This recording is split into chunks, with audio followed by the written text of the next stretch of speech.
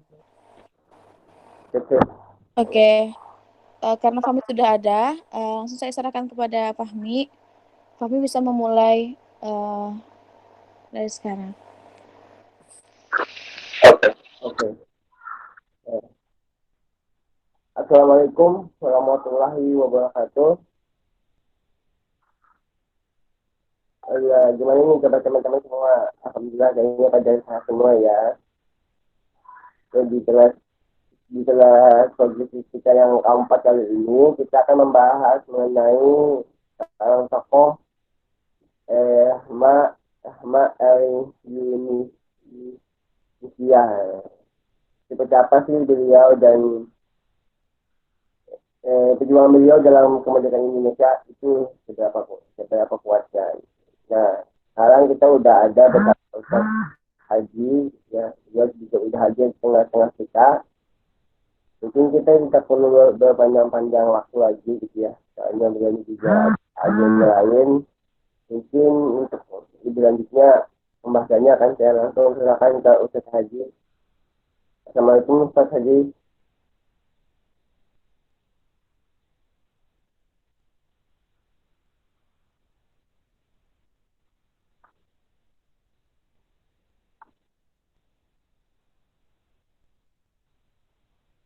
Halo, Ustaz Haji.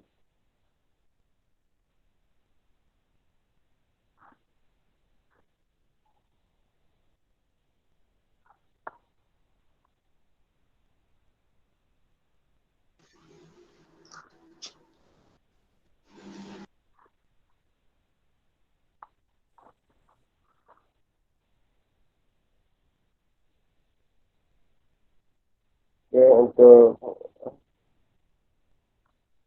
selanjutnya maka akan saya silakan ke Ustaz Haji. Monggo Ustaz Haji silakan. Bismillahirrahmanirrahim. Assalamualaikum warahmatullahi wabarakatuh. Waalaikumsalam warahmatullahi Wabarakatuh. Ya, Alhamdulillah, Subhanallah wahdahu la syarikalah wa asyhadu anna Muhammadan abduhu wa rasuluhu alladzi la nabiyya ba'da ma ba'du. Qala Allah azza wa jalla fil Qur'anil Karim, a'udzubillahi minasyaitonir rajim. Kuntum khaira ummatin ukhrijat linnas ta'muruna bil ma'ruf wa tanhauna 'anil munkar wa tu'minuna billah al-ayah. Para kawan-kawan kelas progresif yang dimuliakan Allah, mudah-mudahan kita selalu dalam limpahan rahmat berkat dari Allah Subhanahu wa taala.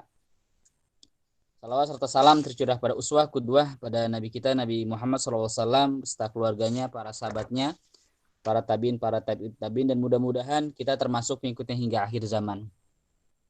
Eh Mohon maaf, kelas yang harusnya malam kita undur di pada subuh hari ini jam 6. Saya nanti sampai jam setengah 8 ya. Karena jam 8 saya harus ujian pasca sarjana di Unpad ya. Saya kuliah lagi jurusan sejarah pasca sarjana dan harus cepat menulis riset saya. Para kawan-kawan yang dimuliakan Allah Subhanahu wa taala, hari ini kita bahas tentang orang besar, yaitu seorang wanita, Rahma Elinusiah. Mungkin kawan-kawan baru tahu siapa dia, mungkin teman-teman baru mendengar siapa dia. Siapa sih Rahma Elinusiah ya?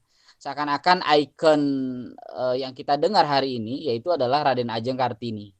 Padahal kita banyak sekali perempuan, dan kita harus jujur ya, banyak sekali perempuan-perempuan ya Indonesia ya yang memiliki kontribusi besar untuk bangsa dan umat. Ada Malahayati, ada Rahma Elunusia, ada Rohana Kudus, dan yang lain-lain ya. Makanya Profesor Harsha Bahtiar, seorang guru besar sosiologi, pernah mengatakan, mengapa harus Kartini yang menjadi ikon tokoh perempuan Indonesia? Padahal ya, tanpa mengecilkan peran Kartini ya, ada tokoh yang lebih besar perannya daripada Raden Ajeng Kartini. Oke, para kawan-kawan yang dimuliakan Allah, Rahma Elinusia ini adalah seorang wanita yang luar biasa. Dia seorang ulama, dan dari dialah kemudian guru besar Syekh Muhammad Saltut ya, terinspirasi Beliau ini rektor Universitas Al-Azhar Mesir, Syekh Mahmud Saltut, dan kemudian terinspirasi untuk membuat kuliah khusus, Kuliatul Banat Universitas Al-Azhar. Ketika melihat seorang perempuan mendirikan pesantren khusus wanita. Sebagaimana kita ketahui, memang zaman kolonialisme Belanda, wanita itu nggak boleh sekolah. Ya, wanita itu dianggap, apalagi di daerah Pulau Jawa, ya, wanita itu dianggap orang yang tidak perlu sekolah, ya, karena ujung-ujungnya adalah mengurus sumur, kasur, dapur. Nah, urusan sumur, kasur, dapur inilah yang kemudian, ya, melihat banyak, ya, wanita-wanita yang hanya jadi perasan, ya, zaman kolonialisme. Dan itulah yang kemudian dirasakan oleh Rahma El Yunusiyah, bagaimana seorang perempuan mempunyai nilai yang sama di hadapan lelaki, ya, tentu dengan kodrat yang Allah tentukan, ya. Nah, hari ini kan orang mengangkat tokoh wanita, tapi sisi lain mempunyai faham, ya, tersendiri yang kita kenal dengan gender equality, ya. Padahal Islam itu, ya, ketika datang ke muka bumi, ya, salah satunya memang mengangkat derajat kaum wanita, ya, atau yang hari ini orang sebut sebagai emansipasi. Tetapi, ya, mengangkat derajat kaum wanita itu, ya, kan Allah bilang Allah sudah melebihkan satu yang lain. Yang laki Allah sudah lebihkan, yang perempuan juga Allah sudah lebihkan, ya. Tetapi, ya, tugas lelaki itu adalah melindungi kaum wanita, ya, melindungi kaum wanita, ya. Jadi hari ini para bujang yang belum punya istri, nah, itu belum melindungi wanita. Baru belajar, ya, proses. Baik, kita akan bedah siapa sih Rahma El Yunusiyah. Ia tahun 1915 belajar pada Dinia School, ya, yang didirikan oleh kakaknya yang bernama Zainuddin Labai El Yunusi. Ya, Zainuddin Labai El Yunusi itu adalah abangnya yang kemudian mendirikan sekolah Dinia School di Padang Panjang. Lalu 1916 beliau dikawinkan oleh seorang ulama muda, ya, dan pejuang politikus di Lima Koto yang bernama Haji Baharudin Latif, ya. Jadi beliau sempat menikah, ya. Lalu 1919 di zaman kolonialisme beliau menjadi guru Al-Quran yang diatur dengan sistem kelas. Lalu kemudian 1922 beliau fokus ke pembelajaran, ya, dan 1926, ya, sampai 1923 sampai 1926 beliau menjadi ketua Persatuan Murid Dinia School yang didirikan oleh Zainuddin Labai El Yunusi. Lalu kemudian tahun 1923 loh. Tahun 1923, ya, beliau mendirikan Madrasatut Diniyah, ya, Lil Banat, ya. Madrasatut Diniyah Lil Banat ini adalah sekolah, ya, diniyah putri, ya, yang kelak nanti menjadi perguruan putri diniyah Padang Panjang. Jadi gagasan itu sudah terbangun sejak dia mendirikan Madrasatut Diniyah, ya, sekolah diniyah putri. Lalu kemudian abangnya meninggal. Abangnya ini Zainuddin Labai El Yunusi tahun 1924. Lalu kemudian beliau 1924 bikin sekolah menyesal. Ya, dia bikin juga sekolah, namanya sekolah menyesal. Nah, sekolah menyesal ini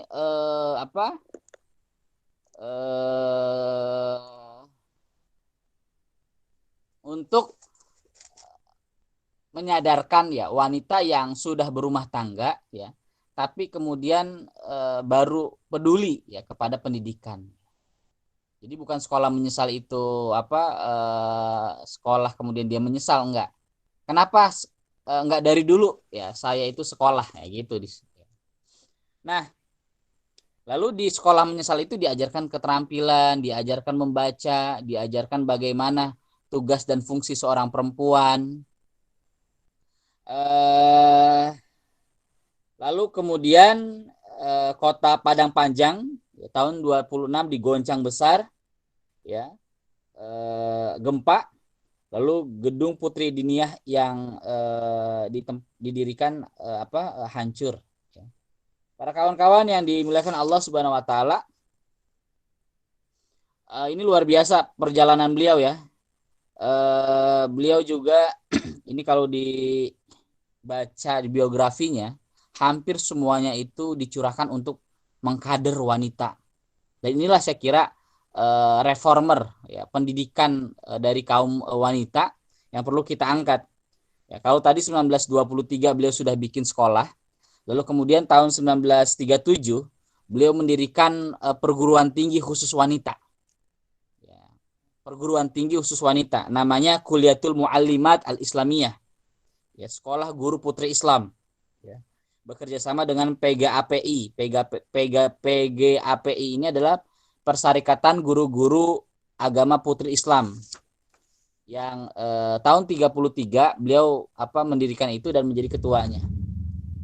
Dan yang lebih dahsyat lagi ya, karena beliau namanya sudah dikenal ya di berbagai Padang, Sumatera Barat ya. Gagasan-gagasan beliau juga kemudian dituangkan dalam bentuk tulisan dan muridnya juga bukan hanya di Sumatera Barat. Artinya beliau pengaruhnya sangat luar biasa. Sehingga tahun 1938 beliau menghadiri Kongres Perempuan Indonesia di Bandung. Beliau menghadiri Kongres Perempuan Indonesia di Bandung. Ya. Salah satu hasil Kongres Perempuan Indonesia di Bandung? Salah satu Kongres Perempuan Indonesia di Bandung adalah menjadikan perempuan mempunyai harkat dan martabat dan tidak menjadi barang komoditi, ya, barang komoditas ya para kapitalisme, kolonialisme. Lalu kemudian beliau tahun 38 mendirikan Kutub Kananah ya, perpustakaan di Padang Panjang, dan beliau mendirikan juga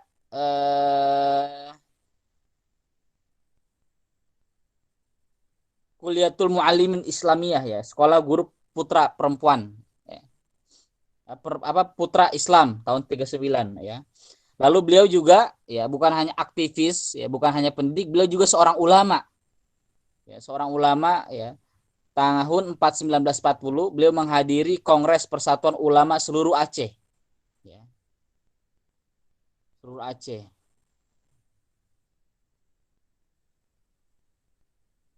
Itu di zaman kolonial Belanda ya, di zaman kolonial Belanda. Lalu Jepang masuk ya, Jepang masuk tahun 42 ya. Apa sih peranan beliau menjadi kontribusi dalam zaman penjajahan Jepang? Ya, zaman penjajahan Jepang, beliau menjadi peninjau Sumatera Josanin ya. Ini semacam dewan pendidikan ya. Lalu kemudian beliau menjadi anggota ADI.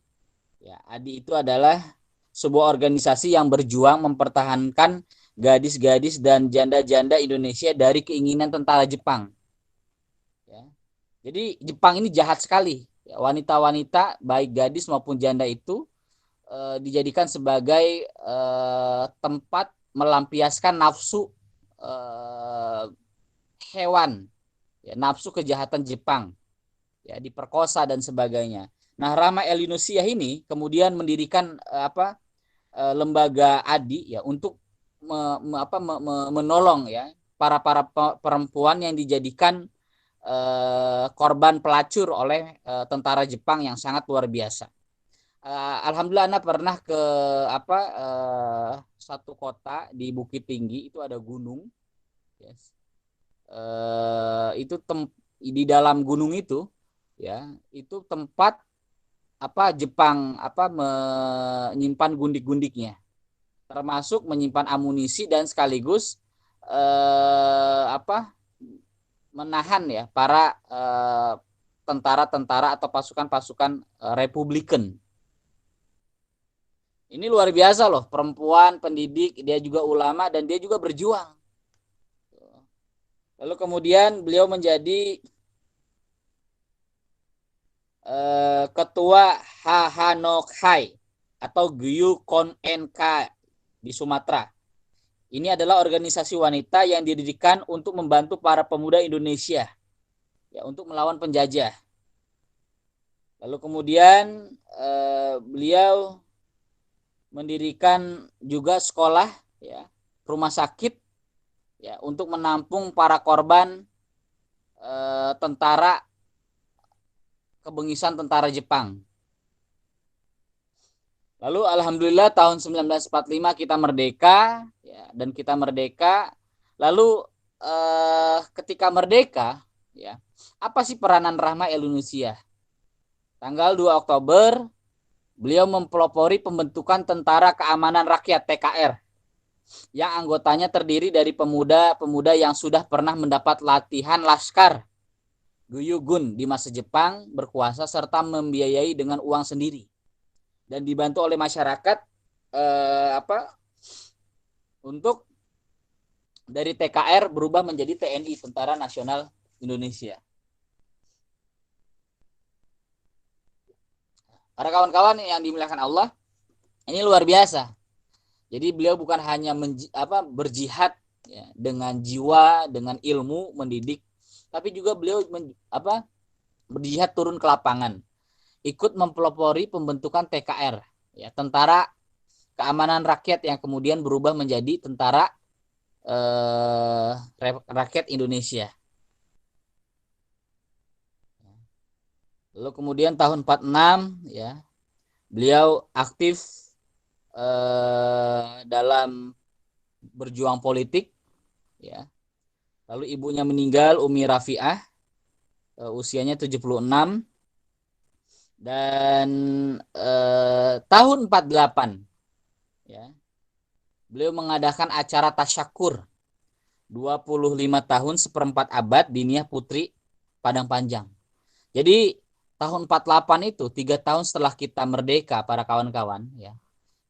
Rahma El-Yunusiyah sudah menghabiskan hidupnya selama 25 tahun ya untuk mencerdaskan ya para generasi muda ya, para kaum hawa ya, para perempuan ya di Padang Panjang di Sumatera Barat, dan pelajarnya ini sampai dari Aceh, dari Pulau Jawa sampai Malaysia dan Brunei, termasuk Singapura yang belajar ke Putri Diniyah Padang Panjang. Wallah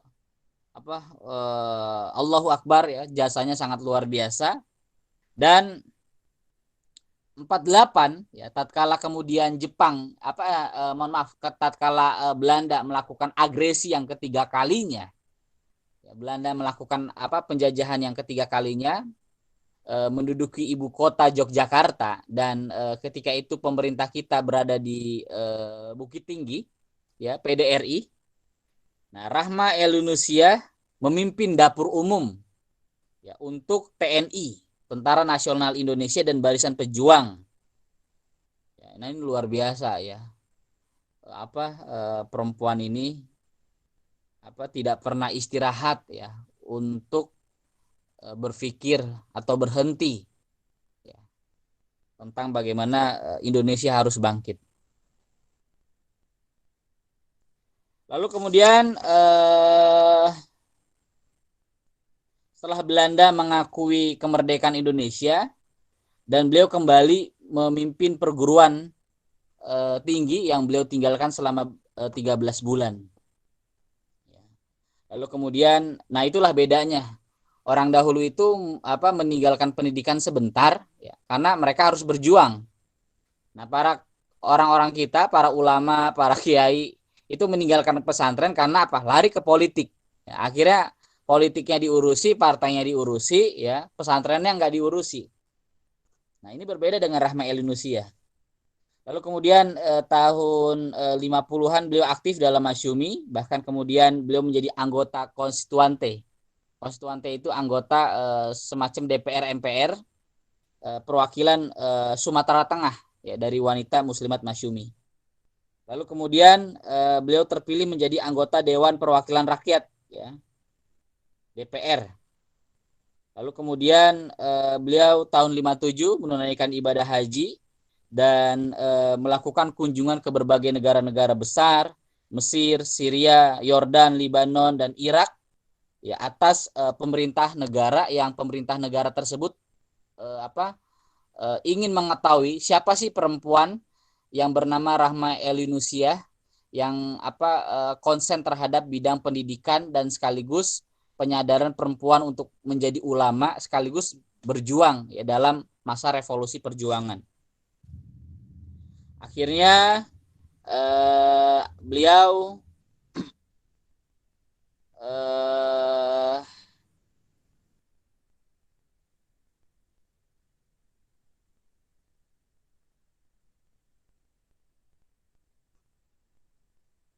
tahun 60 ya, tahun 558 sampai tahun 60 beliau ikut terjun berjuang kembali ke medan perang, masuk ke desa-desa dan hutan-hutan dan melawan dan menentang politik pemerintahan Soekarno yang telah banyak dipengaruhi oleh orang-orang komunis.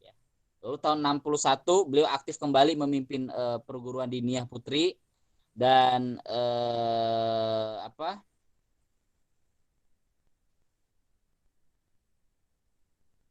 tahun 1969 ya beliau berpulang ke rahmatullah dan semoga Allahumma firlaha warhamha wa'afi wa'fu anha di kediamannya di Padang Panjang, dan selama itu pula beliau berjuang waktunya selama 45 tahun 3 bulan 25 hari untuk mencapai cita-citanya mengangkat derajat kaum wanita Islam ke tempat yang wajar sebagai seorang istri, sebagai seorang ibu pendidik, dan sebagai anggota masyarakat. Masih banyak sekali perjuangan-perjuangan beliau. Salah satu moto ya beliau ya ketika mendirikan sekolah itu adalah sehari selembar benang, lama-lama menjadi sehelai kain. Apa yang ingin saya sampaikan para kawan-kawan yang dimuliakan Allah, sebagaimana hadis Rasulullah SAW, al-mar'atu imadul bilad idza saluhat fasaluhat wa idza fasadat. Wanita itu, kata Rasulullah, adalah tiang negara. Bila baik ya, wanita tersebut, dia akan baiklah negara. Dan bila rusak, maka negara dan bangsa akan rusak. Itulah yang kemudian Rahma Elinusiah merawat dengan cinta, penuh kasih, dan penuh keikhlasan berjuang untuk mengangkat derajat kaum wanita ke tempat sebagaimana yang Allah tentukan.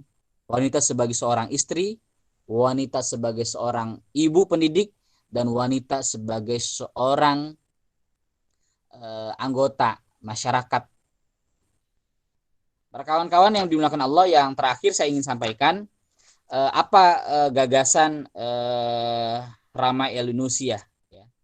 Dan beliau ya wanita yang pertama ya di Indonesia, yang mendapatkan gelar doktor honoris causa dari Al-Azhar Mesir. Luar biasa.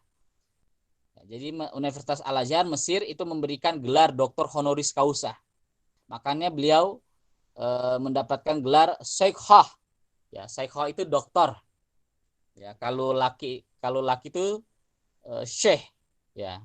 Jadi orang Minang itu ada 4 orang yang mendapatkan gelar doktor honoris causa. 4 orang ini nggak pernah kuliah ke Timur Tengah.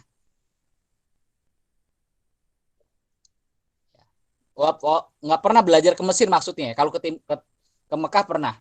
Nggak pernah ke Mesir. Tapi kemudian Mesir memberikan penghargaan ya, dan memberikan doktor honoris causa kepada 4 orang ini. Yang pertama Dr. Abdul Karim Amrullah ya, HK atau Haji Rasul atau Inyak DR. Itu bapaknya Hamka. Lalu yang kedua Dr. Abdullah Ahmad ya.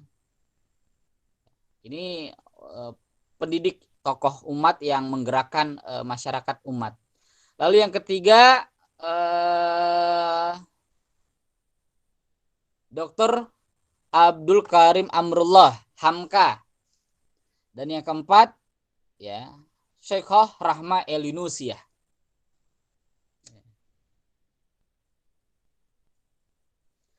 Apa landasan beliau mendirikan Putri Diniyah Padang Panjang?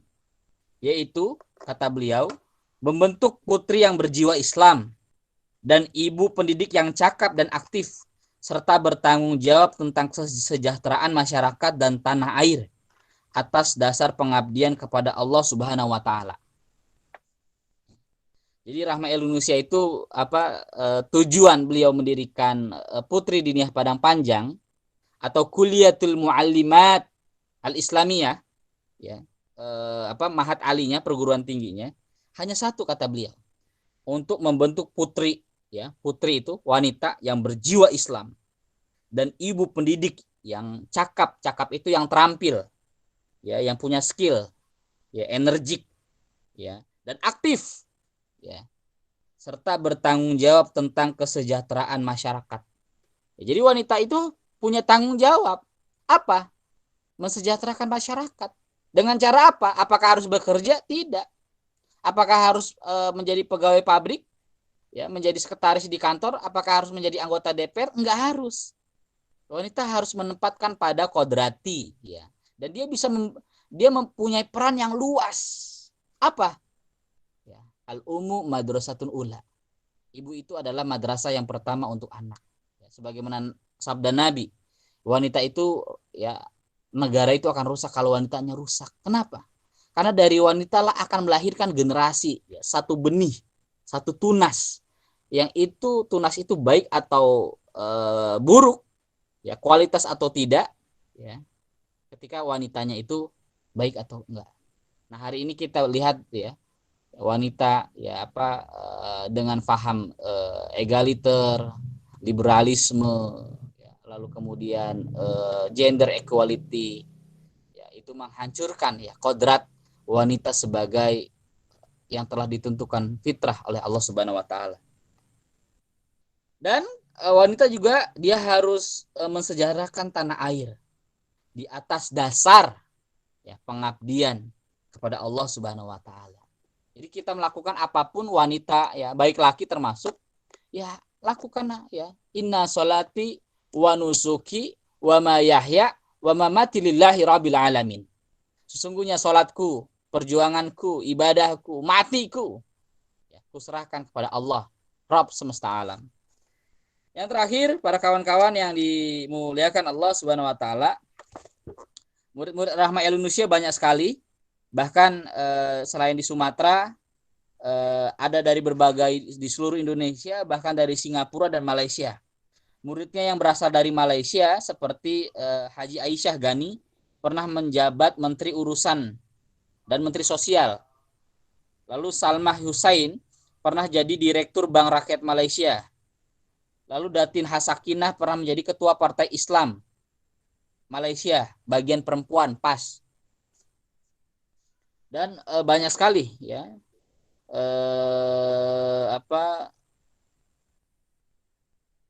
alumni-alumninya ya. Lalu tahun 55 ya Rektor Al-Azhar Mesir ya mengadakan kunjungan khusus ke perguruan Rahma Elinusiah, lalu kemudian mengambil sistem sistem Diniyah Putri Padang Panjang untuk mahasiswa Al-Azhar yang waktu itu Al-Azhar belum mempunyai lembaga pendidikan khusus untuk wanita. Lalu ia mengundang pula Rahma Elinusiah untuk berkunjung ke Al-Azhar. Dalam kunjungan balasannya di tahun 1956, setelah menunaikan ibadah haji, Rahma Elinusiah diberi gelar Syekhah oleh Universitas Al-Azhar Mesir, Kairo. Dengan gelar ini berarti kedudukan Rahma sama dengan Syekh Muhammad Shaltut, ya, mantan Rektor Al-Azhar yang pernah berkunjung ke Indonesia tahun 1961. Menurut almarhum Buya Hamka, belum pernah ada seorang wanita di dunia ini yang memperoleh gelar tertinggi itu. Gelar itu hanya bisa diberikan kepada seorang lelaki yang alim. Ini kata Buya Hamka. Para kawan-kawan yang dimuliakan Allah Subhanahu wa taala, jadi beliau juga seorang pejuang ya. Yang Ana tadi sampaikan, beliau ikut terlibat dalam pembentukan TNI Angkatan Darat di Padang Panjang, dan beliau juga menjadi anggota Batalion Merapi yang pernah berjuang pada tahun 69 untuk mohon maaf, tahun 59. Saya ingin sampaikan ke antum tentang pemikiran pendidikan beliau, dan ini disampaikan merupakan amanat terakhir almarhumah Allahyarhamah Syekh Rahma Ilunusia kepada guru-guru yang bertugas di Putri Padang Panjang pada tanggal 4 Januari 1969. Kata beliau, seorang pemimpin itu ya, sifat-sifat yang menjadi syarat penting bagi seorang pemimpin suatu masyarakat, kata Rahma Ilunusia. Yang pertama, ya Bunda. Yang pertama, ya, kata Rahma Ilunusia, seorang pemimpin itu harus mempunyai pengetahuan yang luas dan berpengalaman yang banyak. Ya, maksudnya punya pengalaman banyak. Ya iyalah, pemimpin itu kalau nggak punya pengetahuan, ya akhirnya dia akan selalu mencelakai masyarakat. Tuh, makanya ya presiden kita harus cerdas, siapapun dia presidennya. Dan presiden kita siapapun dia presidennya, dia harus punya banyak pengalaman.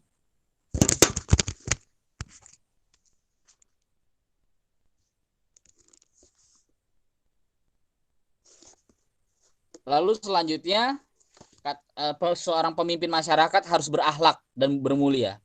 Lalu bermartabat dan tidak pernah putus asa. Dia harus berkemauan kuat, kata Rahma Ilunusia. Ya, yang namanya pemimpin itu harus punya kemauan kuat, tekad azam, dan tidak boleh dia berputus asa. Ya, dan pemimpin itu harus tegas, kata Rahma Ilunusia. Tidak boleh ragu dalam mengambil keputusan, dan tindak-tindakannya harus tepat. Ya, tetapi juga ya dia harus mempunyai sifat-sifat demokratis. Ya, dan pemimpin itu, kata Rahma Ilunusia, dia harus sabar, tabah, rendah hati, bukan rendah diri, dan mempunyai cinta kepada masyarakat dan bertanggung jawab terhadap rakyat pimpinannya. Ya. Modal utama kader, kata Rahma Ilunusia. Ya. Modal utama seorang kader, ya, kata Rahma Ilunusia, yang pertama bahwa ia yakin ideologi yang dianut, ya, ideologi yang dianutnya, yang diperjuangkan itu harus kuat. Nah, ini luar biasa, dia pengkader ya. Dan yang kedua, dia harus berpengetahuan dasar yang cukup kuat pula. Ya, dan yang ketiga bukan hanya berpengetahuan. Yang ketiga, dia harus mempunyai cita-cita dan bertanggung jawab serta tabah dengan segala kondisi perjuangan yang dialaminya. Lalu yang keempat, harus sabar, simpatik dalam mempengaruhi anggota-anggota masyarakat. Dan yang kelima, ya, seorang kader itu harus patuh kepada atasan dan semangat, ya, dan bersemangat dalam melakukan tugas-tugas perjuangan. Lalu kata beliau, syarat-syarat bagi seorang pengajar, yang pertama harus mengetahui dan menguasai ya yang akan diajarkan ya. Jadi jangan sampai seorang guru ya dia nggak tahu apa yang diajarkannya. Ya, jangan sampai seorang dosen, seorang guru ya dia bingung mengajarkan ilmu dan akhirnya menjadi ignorance, kekacauan ilmu ya, yang terjadi di tengah-tengah muridnya. Lalu yang kedua, dia harus berpengetahuan tentang cara-cara mengajar. Ya, berpengetahuan ya cara-cara mengajar. Apa cara-cara mengajar? Ya belajar metodik dan didaktik ya. Ya, ilmu pendidikan. Yang ketiga, harus berpengetahuan tentang sifat-sifat mental dan kesanggupan dari murid-murid yang akan diajar. Ya, harus berpengetahuan tentang cara-cara mengajar dan harus mempunyai sifat-sifat mental kesanggupan dalam murid-murid yang akan diajar. Dan yang keempat, bersifat tenang, sabar, simpatik dalam tingkah dan kata, dan tidak gegabah dan tidak terburu-buru. Nah, itu seorang guru, ya. Seorang pengajar. Lalu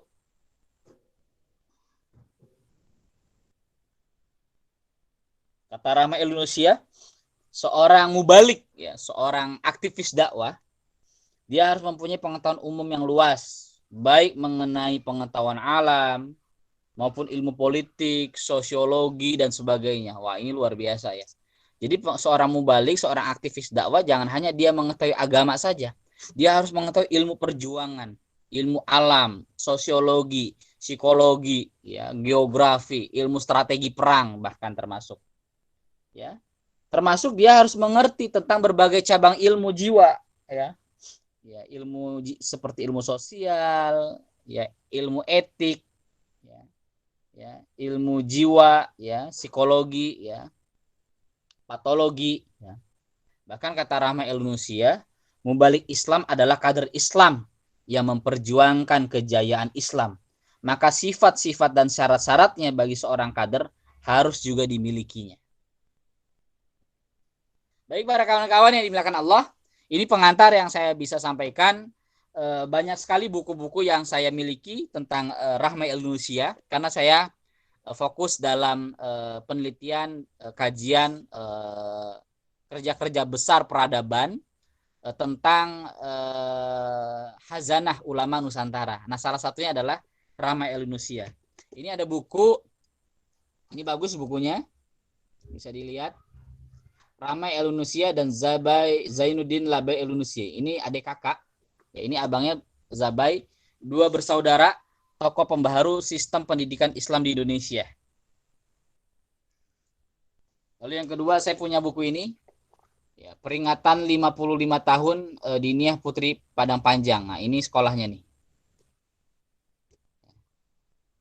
Jadi perguruan Diniyah Putri Padang Panjang itu didirikan pada tahun 1923. Lalu ini buku Jalan Lurus.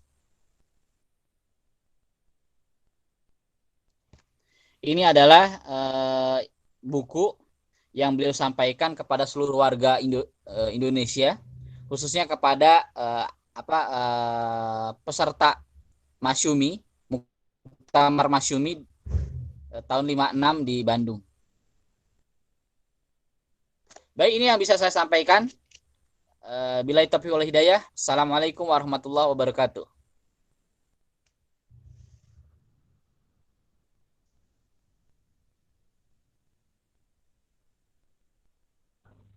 Waalaikumsalam warahmatullahi wabarakatuh.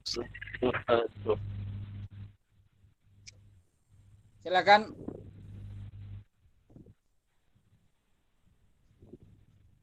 Ini ada yang mau nanya dulu. Ya, teman-teman. Ya dah, saya buka untuk dua penanya dulu kalau ada yang mau bertanya.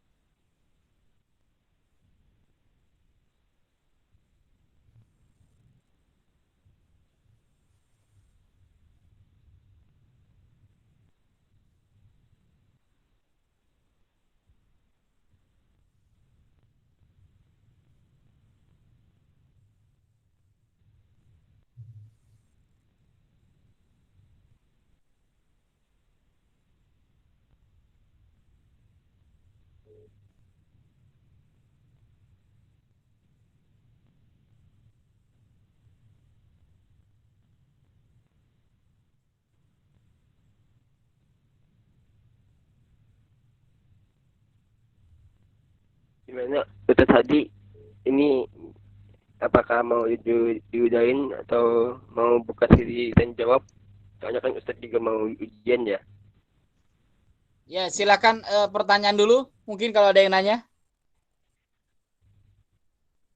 Oh iya. Gimana teman-teman, ada yang mau nanya? Saya buka dua pertanyaan dulu kalau ada yang mau bertanya.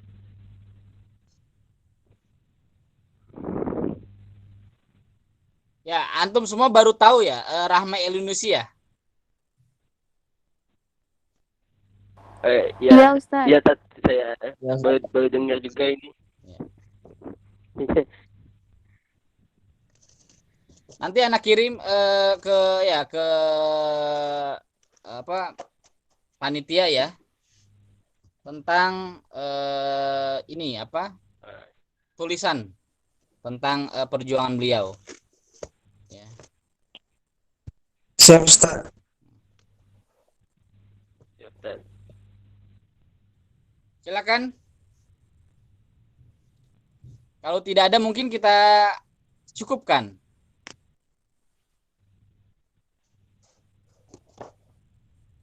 Insya Allah saya kalau ujian apa ya apa di luar kepala lah.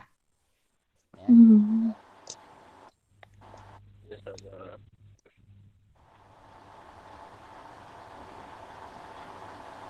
Gimana teman-teman?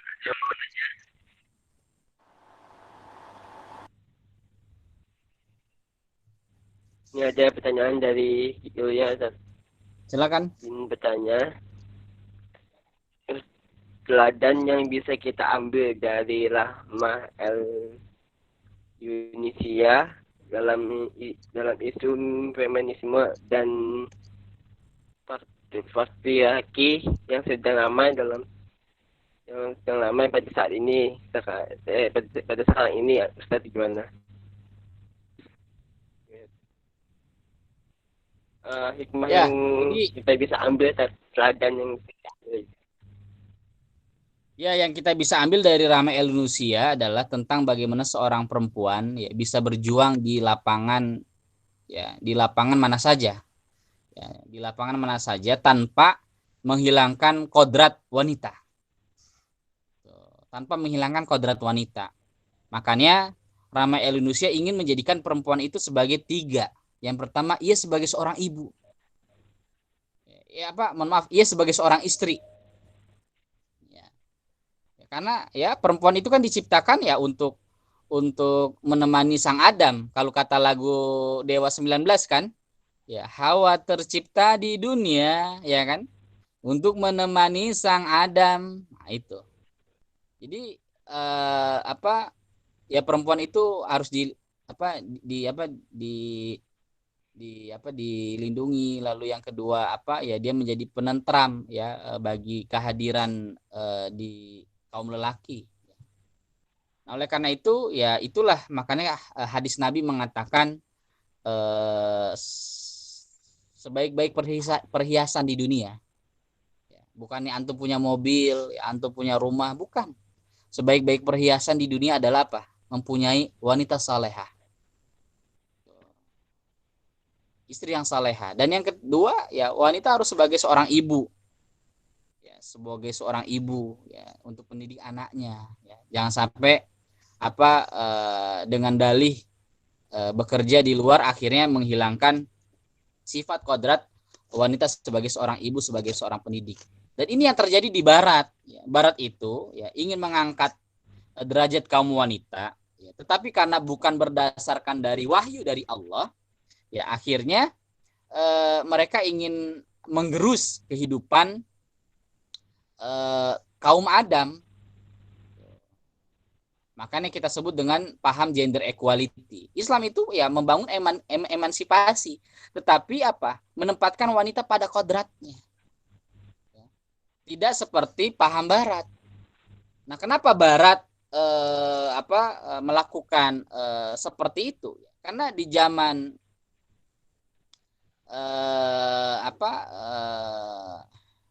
Eropa dalam keadaan kegelapan, sebelum golden age mereka menyebutnya, sebelum zaman keemasan kata mereka, wanita itu sangat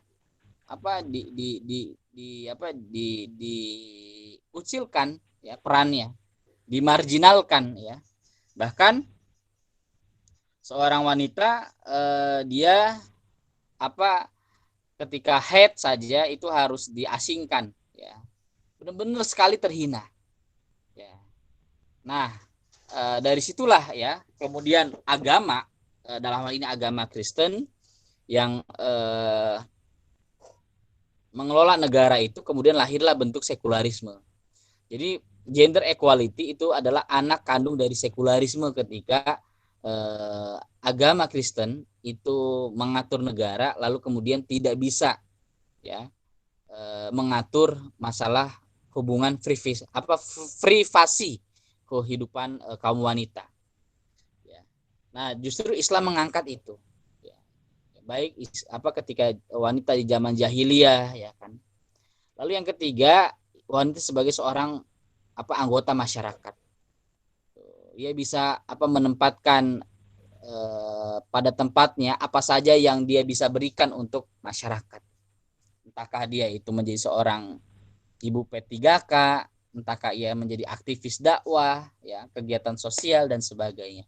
Tapi itu, ia sebagai seorang istri, ia sebagai seorang ibu, ya, dan ia sebagai seorang anggota masyarakat, dan bukan untuk dibenturkan. Dan hari ini terjadi dibenturkan di Barat, ya, dan ini paham yang terjadi di Indonesia, paham liberalisme. Lalu apa yang kita bisa ambil dari pelajaran ibrah dari sosok Rahma El-Nusiah, seorang wanita yang kuat, ya, itu lahir juga dari seorang ayah yang kuat. Antum bisa lacak bagaimana kehidupan Rahma El-Nusiah yang dididik oleh orang tuanya, ya, lalu lahirlah abangnya dan adiknya. Abangnya itu Zainuddin Labai El-Nusi, lalu kemudian Rahma El-Nusiah. Mereka berdua adik kakak ini memikirkan bagaimana nasib rakyat Indonesia, nasib umat, dan apa yang harus menjadi kebangkitan agar rakyat ini sadar, ya, tidak boleh berhenti dan tidak boleh pasrah ya, dalam penjajahan. Maka ya, beliau mendirikan pendidikan bersama abangnya, dan itu usianya saat itu 16 tahun beliau bikin lembaga pendidikan. Apa yang bisa kita ambil dalam kisah ini? Ya, antum berjuang, ya, lakukan apa yang antum bisa. Yang kira-kira antum yakini itu adalah perjuangan yang benar. Jangan pernah antum ragu dalam perjuangan yang antum lakukan. Nah, kita bisa belajar seorang wanita yang tangguh, Rahma El-Nusiah, karena lahir dari keluarga yang tangguh. Tidak ada peradaban besar di dunia ini lahir ya, kecuali dari batu bata peradaban pertama, yaitu keluarga. Jadi para kawan-kawan yang dimuliakan Allah, ya, Rahma El-Nusiah ingin mendidik seorang wanita. Justru dia ingin bagaimana negara itu menjadi kuat. Maka asasnya adalah pendidikan. Tidak ada kekuatan negara ya, di dunia ini kecuali ya, dengan pendidikan. Itulah penyadaran Rahma El-Nusiah yang kita bisa ambil semangat juangnya. Dan beliau bukan hanya berjuang dalam dunia pendidikan, beliau ikut berjuang kegiatan di masyarakat, ya, melawan penjajah Jepang, melawan Belanda, ya, melawan komunis, ya, bahkan beliau juga terjun dalam dunia politik. Ya. Jadi banyak sekali lapangan-lapangan perjuangan masyarakat ya untuk kaum wanita. Tetapi ya ingat, ya, dia tidak boleh mendahului kewajibannya sebagai seorang istri ya, dan kewajibannya sebagai seorang ibu. Jadi ya jangan pernah minder ya seorang wanita mengurus sumur, kasur, dapur. Itu urusan peradaban loh. Itu urusan negara. Ya, negara barat saja nggak bisa ngurus itu. Ya, akhirnya apa? Mereka anaknya kan terjadi broken. Terjadi keluarga-keluarga yang hancur itu ketika apa? Suami istri itu kemudian punya sibuk urusannya masing-masing. Suami kerja, istri kerja. Oleh karena itu para kawan-kawan yang dimuliakan Allah, ya, didiklah istri kita, ya, dan kemudian kalau bisa ya jangan menjadikan wanita itu bekerja. Kalaupun dia harus bekerja, ya dia harus sifatnya di rumah. Ya, ataupun ya kerja ya dia sebagai seorang guru. Inilah yang kemudian kapitalisme ya menjadikan wanita ini sebagai komoditas, ya, dieksploitasi. Ya, makanya anak suka kesian gitu ya. Wanita jaga pom bensin ya, perempuan ya jadi penjaga pom bensin ya. Lalu perempuan kemana-mana dengan pakaian pendek ya, menjual barang dagangannya ya, lalu iklan-iklan yang kemudian wanita itu hanya dijadikan sebagai barang eksploitasi ya dari paham kapitalisme. Nah, ini yang kita bisa ambil dari sosok Rama El Nusia. Maka saran anak ya, perdalami tokoh ini dengan dalam, insya Allah kita akan mempunyai mental semangat perjuangan dalam perjuangan dakwah. Itu Ahi.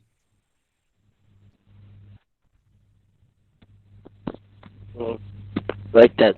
Gimana Mbak Yulia? Apakah sudah jawaban dengan puas? Ya, tidak puas tentunya. Makanya nanti saya suruh baca ya.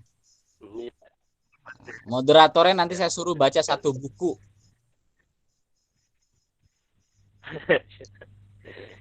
Siap.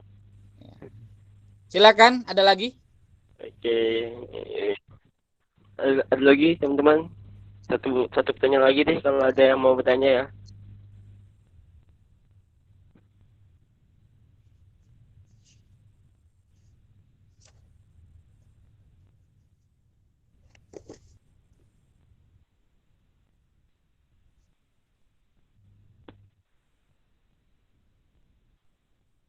Baik. Kalau tidak ada, kita cukupkan moderator ya. Iya, Tad. Baik, Tad. Ya, baik, itu yang bisa Anda sampaikan. Ini sekali lagi ini adalah awal ya, untuk antum mengenal Rahma El Nusia. Jadi menjadi orang besar adalah membaca sejarah orang-orang besar. Menjadi orang kuat ya, dengan cara membaca sejarah orang-orang kuat. Ingin menjadi tangguh, bacalah sejarah orang-orang tangguh. Dari hari ini kita menjadi tangguh dengan kita belajar ibroh dan perjuangan dari Rahma El Nusia, seorang wanita yang hidupnya dihabiskan selama 45 tahun lebih untuk pendidikan, untuk perjuangan ya, dengan jihad, harta, jiwa dan raga, menjadi seorang wanita sebagai seorang istri, menjadi seorang ibu dan menjadi seorang masyarakat. Oleh karena itu para ikhwan yang dimuliakan Allah ya, perlu kita renungi ya, untuk antum mempelajari bagaimana seorang wanita itu kuat. Ya, maka carilah wanita yang kuat ya, bukan wanita-wanita yang drakor drama Korea. Atau jangan-jangan ikhwannya juga senang sama drakor ini. Ya, sama Hallyu. Ya, Hallyu. Ya. Ya, Anyong Ayuhannas. Nah, itu. Baik, ini yang Anda bisa sampaikan. Kita tutup dengan doa. Semoga Allah berikan limpahan untuk kita semua. Allah berikan kekuatan dan semoga Rahma Indonesia Allah tempatkan di tempat Maqamah Mahmuda dan kita bisa melanjutkan perjuangan Allah yarhamah Syekhah Rahma Indonesia.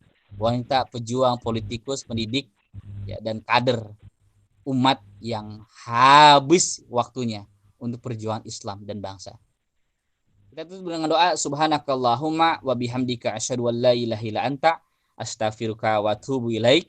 Billahi taufiq wal hidayah. Assalamualaikum warahmatullahi wabarakatuh.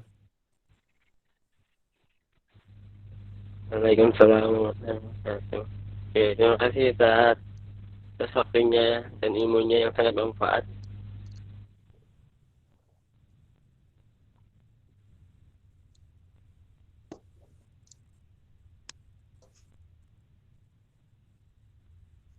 Baik, yes, saya pamit dulu ya. Syukran. Assalamualaikum warahmatullahi wabarakatuh. Ya, ya, Waalaikumsalam warahmatullahi wabarakatuh.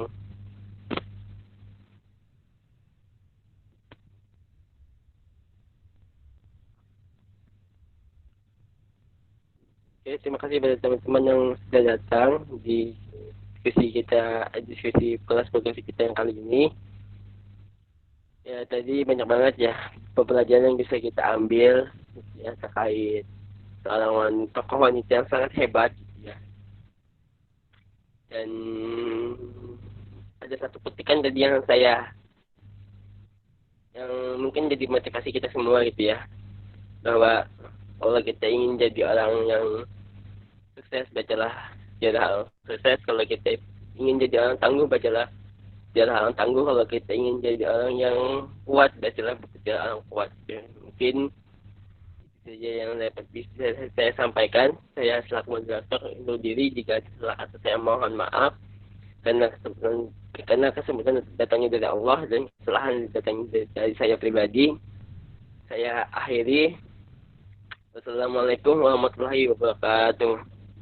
Makasih teman-teman semuanya yang udah hadir. Waalaikumsalam warahmatullahi wabarakatuh. Terima kasih. Warahmatullahi wabarakatuh.